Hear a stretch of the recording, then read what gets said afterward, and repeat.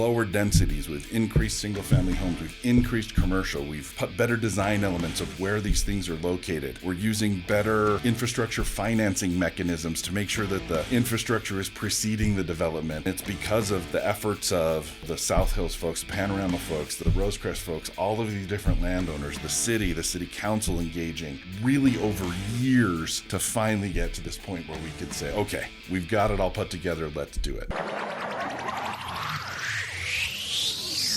Welcome to Herrimanology, the official podcast to keep up with Herriman City. We'll take you inside the city, explore the latest news and updates, show you how your government operates, and discuss the issues that affect us all. Now, here are your hosts talking all things Herriman on Herrimanology. All right, welcome to Herrimanology. It is Thursday, November 14th, and not every city council meeting is created the same.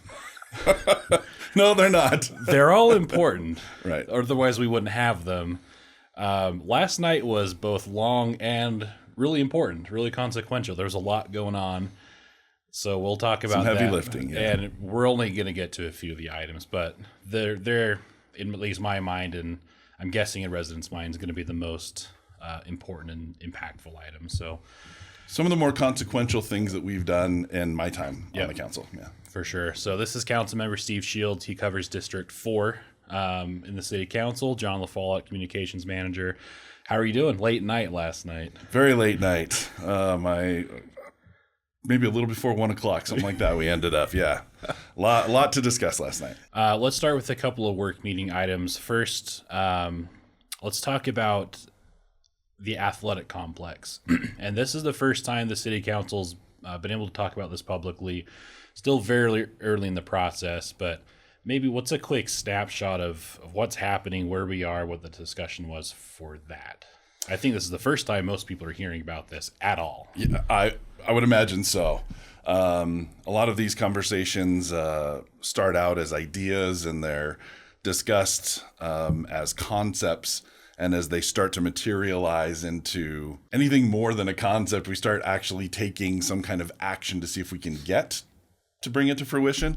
We want to make sure we're getting that out in front of the public. So this athletic complex comes out of a study that was done in 2019, that the City Council commissioned to understand what are the best economic opportunities in Herriman.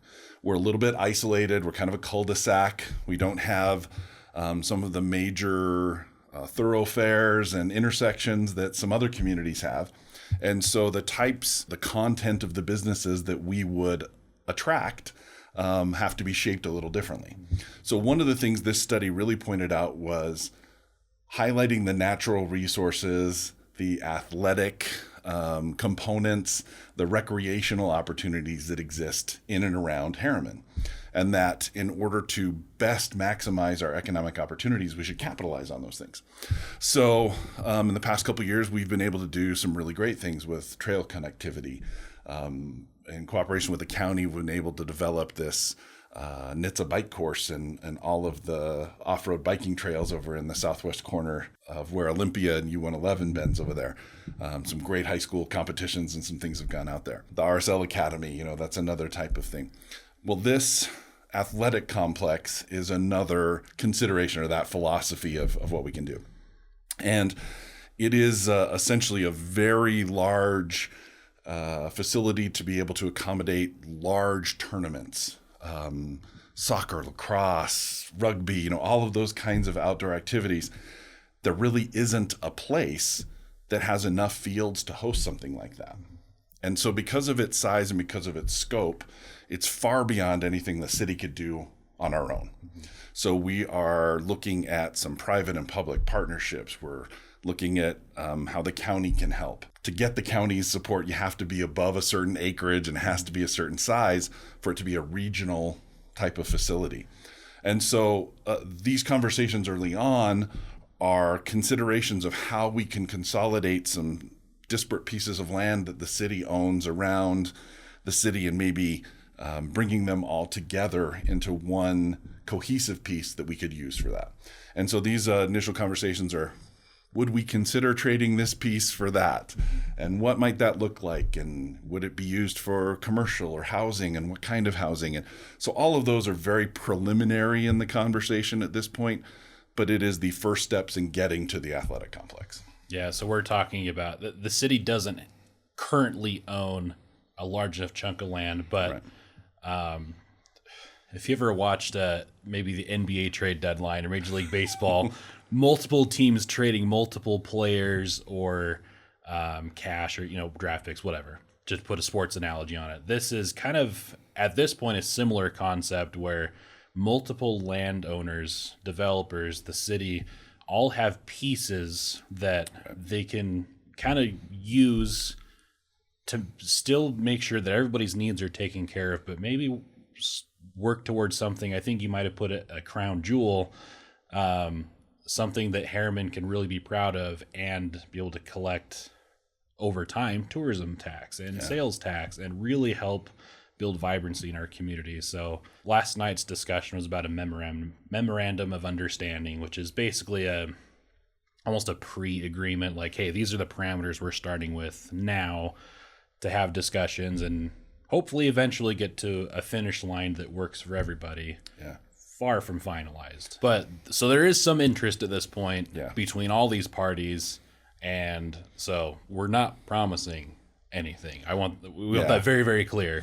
This is a vision. Right. And it's interesting, Councilman Henderson pointed this out last night, that the fact that we have started these conversations has garnered the attention of some people that actually can bring this into fruition, right? The county is now engaging with us on this kind of a concept. Some private companies and organizations have come in saying, hey, if you're going to do something like that, we'd love to help construct and operate a facility like that. So just the fact we've started the wheels turning is bringing more attention and bringing the kind of people that might actually make this possible. Yeah. So much more to come on that. Much more.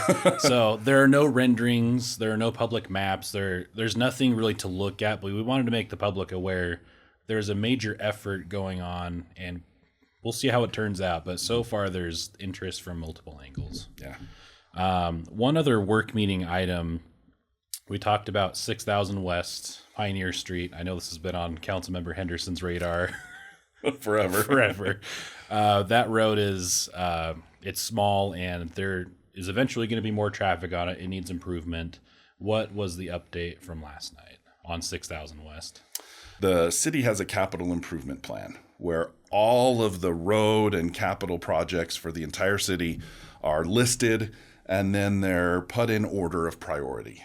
And the factors that go into those prioritizations are how much it costs, where the money's coming from, the impact and need in the community for something like that. And if you look at 6000 West, the condition it's in right now, it's one of our poor conditioned roads in the whole city. It's in bad shape and is needed to be replaced for a long time. So last night our discussion was talking about how we can the design elements of the road, the width of the road, the kind of curbing it would have, the park strips and the sidewalks and that kind of a thing. And it's interesting as, a year or so ago, we adopted some new water conservation standards. Those water conservation standards are transferring to how we design park strips. We used to put in grass and trees. That's not possible under our new water conservation rules. So we're trying to figure out what are best options. How can we make it aesthetically pleasing, still have some natural materials and some growth? I'm tired. It was a late night. I'm not speaking as articulately and as clearly as I would love to, but essentially just trying to figure out how we can make the budget stretch with still coming up with a quality design. And I think that what we chose last night is a good compromise on all of that. Yeah. So for now, we're looking at maybe a 3-lane road with a park strip, with a sidewalk. Still all, I won't say to be determined, because last night was kind of determining, but still to be funded, still to be finalized, still to be designed and constructed. There's a long path between now and that road getting done. And, hopefully in the next couple of years, maybe we'll see how funding works out, but it's at least on the city's radar. It is mind-boggling to think of this section of road, how much money it's going to cost. Millions and millions and millions of dollars. So we're talking 6,000 west between Herriman Boulevard, 126 South, and Silver Sky Drive. Silver Sky, yeah. Which Just that's phase 1 on the north end. And we're talking solidly into 7 figures. Yeah. And that's just what it costs. And it's hard because it's expensive. Everything like this feels like it's on a geological timeline where it just takes forever from vision to completion. That's just the reality that we're in. We were talking before, just limited resources of government. And there's so much that we know needs done and only so many resources. So therefore only so much you can get done at any one time. Yeah, and I mean, I think we beat this drum enough times, but I think it's a good thing to remind our residents that a very small portion of the property taxes that we pay actually come to the city of Herriman, right? The vast majority go to the county, the school district, those types of things. So the amount of resources that we as a city have to use to take care of all of the needs of the city and all of the operations that are going on, frankly, the fact that we do it is kind of amazing. But I think it's a misnomer to consider, well, I'm paying thousands and thousands of dollars of taxes on my home. Why isn't this road being fixed? And it's just, it's not a correlation between the amount you're paying and the amount of resources that the city has. And so we have a very, very small budget. We're trying to grow the economic base so that we can grow that budget some. But that's why projects take a long time to get funded, and we're getting money from the state and the federal government and from the county and grants and partnerships with developers and lands, so everything we can do to try and stretch those budgets as far as we can. Yep. All right. Finally, and this, if you combine all the different parts of this item, it took about 3 hours last night. We've talked about it on Herrimanology several times. Last night it reached, I guess, a finish line. There's kind of a caveat to that, but the Rosecrest, the Panorama, and the South Hills Master Development Agreements, general plan amendments, zoning changes, and a lot of discussion. So this has been going on for a long, long time. What happened? We met for 6 hours. A lot happened. Look, I think very, very long story short is that the South Hills of Herriman is going to be developed. There are landowners that are trying to move things forward out there. There were agreements for many of these areas that were signed 15, 20 years ago on how they were going to be developed, these master development agreements. And over the years, the council and the city has learned and discovered some things that we've wanted to improve and enhance in development agreements as we've gone along. I think the experience with Olympia and that development really helped hone our ability to shape these development and agreements in a way that were much more balanced between the interests of the city and the developer, where I think early on they were much more tilted towards the builder's interests and not as much the city's interests. Even saying that, the South Hills is not one property, right? It's not all one owner. There are 3 different development agreements, and there are 18 20 something different landowners. I mean, Some are little tiny ones, some are big chunks, some wrap around each other. I mean, it is really difficult to get a cohesive development plan with all of these disparate interests. A big shout out to DAI organization on the kind of the northern side of the South Hills, right? The Panorama area, for bringing together all of these parties to help design infrastructure together, water lines together, to make sure that the design of the whole project overall really reflects not only what the topography and the mountainside offers, but what equates to good design elements. Originally there was a lot more density and a lot of different kind of density that was approved to be all the way up the mountainside.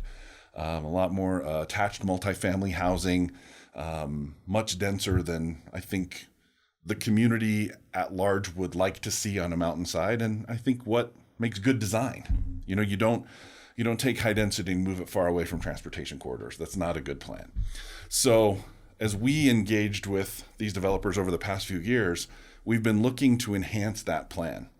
And a lot of effort has gone into moving density off of the hillside down to Mountain View corridor, and then opening up so that everything that you see up on the hillside is single family detached housing.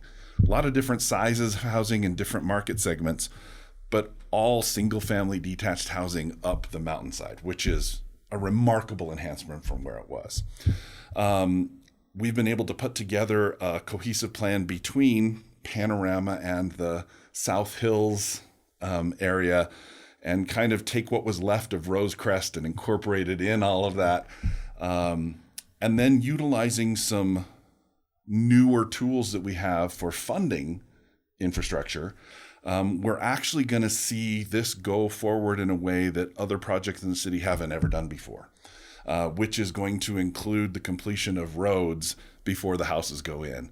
All the infrastructure, water lines, backbones are all going to be built before single houses are being built. Which is how it should be. How it should be, but it's in the way that public finance works. You have to build some houses, you collect a little money, you build a little more road, we'll let you build a few more houses, and it's just this long disjointed project where roads dead end or half of a road is built, and then 10 years later the other half of the road gets built. And this is going to alleviate a lot of that kind of thing. It's also going to help us rewind the clock and build some connections that probably should have been built years ago. One of those is the connection of Juniper Crest Road. So it will connect all the way out to Mountain View corridor. There will be a connection straight across to where the Lee's Marketplace and some of those great stores have been opening and operating over there, which is just going to be fantastic for all the residents of Rosecrest. Yep. Right? I used to live in the Skyridge community. I could throw a rock and hit Mountain View corridor, but it took me 6 minutes to drive to. Right, all the way around. And it creates a lot of congestion at the Rosecrest intersection with Mountain View corridor, right? Where schools getting out and people going to work, that's really congested in the mornings. So being able to have this other outlet is going to be a huge thing. As a part of that, there is a huge unfinished section behind a bunch of the homes in the Greystone area that has been unfinished. There's not a sidewalk. It's not landscaped. It's been a big source of frustration for me as a council member, and especially for the residents that live there. It's unsightly. It's a great place to grow weeds. It's not convenient for walking around the neighborhood and having recreation and the kids playing. It's really just a pain in the butt. And so as part of all of these efforts to make this work, the funding now is going to be put in place. Part of the agreement last night was the Juniper Crest connection and all the landscaping will be finished within 24 months. So that is a huge win for the neighborhood. Getting that landscaping completed. I think there's still a couple things that are, I won't let the cat out of the bag, but I think we've got some really, really cool solutions for what's going to happen there. Yeah. It's going to make the residents a lot happier. A couple other things too. Commercial centers right on those major intersections where Juniper Crest is going to connect. And there's a little bit further down the road, another major intersection there, especially when Mountain View Freeway comes in. Those are going to be really high traffic areas and areas that the city council has really wanted to see commercial development, and that is now part of this agreement. Yeah, we've almost tripled the acreage of commercial in the overall development from what was originally there. I mean, so we've lowered densities, we've increased single family homes, we've increased commercial, we've put better design elements of where these things are located. We're using better infrastructure financing mechanisms to make sure that the infrastructure is preceding the development, that these big intersections are completed so that we don't have, these cluster moments of traffic while we're waiting for road connections to happen. I mean, this is the best way we know how to do development. And it's because of the efforts of, the South Hills folks, the Panorama folks, the Rosecrest folks, all of these different landowners, the city council engaging. really over years to finally get to this point where we could say, okay, we've got it all put together, let's do it. And even in doing that, even years of preparation, last night we still had hours of minutia, of tiny details that are still, dotting I's and crossing T's and that kind of stuff. Yeah. I do want to say very clearly too, we see questions, I'm sure you get plenty, from people who aren't engaged with the process saying, please stop approving new housing. Yeah. And this is not what is happening here. No. It needs to be said very clearly. If this process didn't take place, those houses could still be developed by those property owners right now, if they wanted to.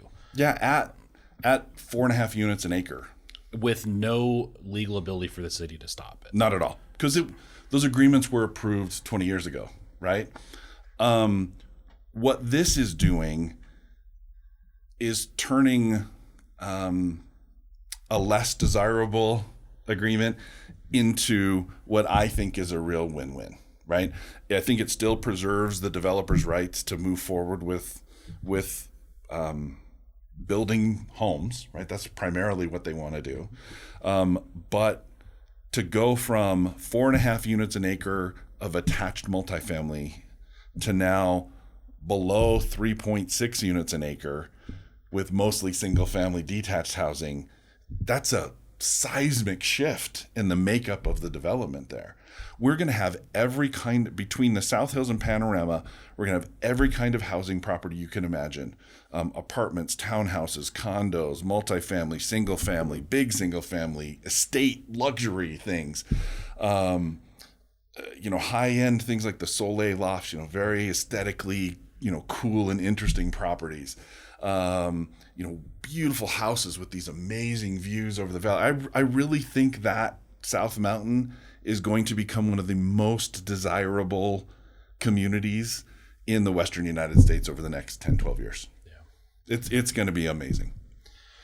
We could probably go on for another half an hour to talk about all the in my mind, they are interesting details. We won't. We can't. No, we won't.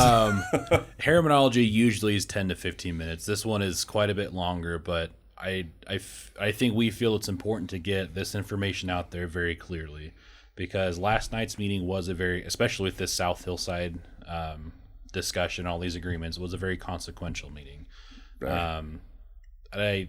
From a staff member's position, I feel like the city has been very careful, taking this step by step. It's taken a long time to get to this point. But this is not something that the city staff, or in my mind, the city council, went through willy-nilly or half-hearted or just flippantly. This was something that was very carefully analyzed for a long time and making sure that the city's needs were taken care of. Yeah, and even with all of that effort, which I'm very proud of the work that was done to get to this point. Even still, last evening, as we were going over those details, there are vestiges of information from the old development agreements that were kind of still in there. And, big shout out to the city attorney, Todd, to go through and we need to change this language and we need to just take these things out. And so we spent an hour and a half on South Hills alone, just on the one development. Let's strike this paragraph. Let's strike this paragraph. Let's strike this paragraph. So even though it was what I would consider a little messy, there was a lot of fine details to work out last night. We did put it together so that even though we voted in favor of the changes last night, there's still some tidying up and a review by 2 council members that have been appointed to go in and make sure that this is all tidied up, along with the city attorney, along with the city manager, just to make sure all those I's are dotted and T's are crossed, so that hours of discussion, we didn't miss anything. Right. Yeah. Okay. Well, thank you for going through all that. I'm sorry, and you're welcome. If I can just one final statement. Something that we did talk about last night that we didn't touch on today was the ongoing issue with encroachments. Yeah. Right. The city has been working hard to resolve some of these issues where property owners, intentionally in some cases, unintentionally in a lot of cases, have built or developed or landscaped beyond the property lines into city property. And without going into a lot of details, the resolution of that, what seems on the surface to be pretty simple, just give them the land and don't worry about it. It's not that simple. It's very complex. There's a lot of issues and a lot of complexities about how the land was given to the city, the requirements we have for it, all of that kind of stuff. So we have tried to find a one-size-fits-all policy, but inside of that policy, allow every single one of these individual circumstances to be heard and discussed and evaluated. I mean, what we heard last night was heartbreaking, and really, you would have to be some kind of a monster to not be touched and tenderhearted about what was expressed and shared last night. And as we are evaluating, we want to make sure that even though this policy seems unfair, we're happy to meet with residents. We want to talk to them. We're happy to hear their concerns. That we are not on deaf ears. So when we talk about at the end of this, please reach out with your questions to the city council. It's a solicitation. Please reach out to us, communicate with us, tell us what your concerns are, ask us questions. There's so much bad information on social media. Please come, let us talk to you, explain to you what's going on, and see if we can find ways to assist you through the process that we have to see if there's some better outcomes we can come to. Yeah. Sometimes it feels like if you're sending an email to, let's say, somebody in Congress or something, you feel like you're sending out to the universe, never to be read. Yeah. That doesn't happen at this level of government. No. Your city council members do read the emails. They do think about the emails, and you respond to emails. Yes. Or other methods of communication. Right. And that's a lot on your plate. So that's all right. That's what we signed up for, right? So anyway, thank you, Councilmember Shields, for staying extra long today. Thank you, listeners and watchers, and all residents and interested people for hanging on. And with that, we'll call it a day, and we'll catch you next time.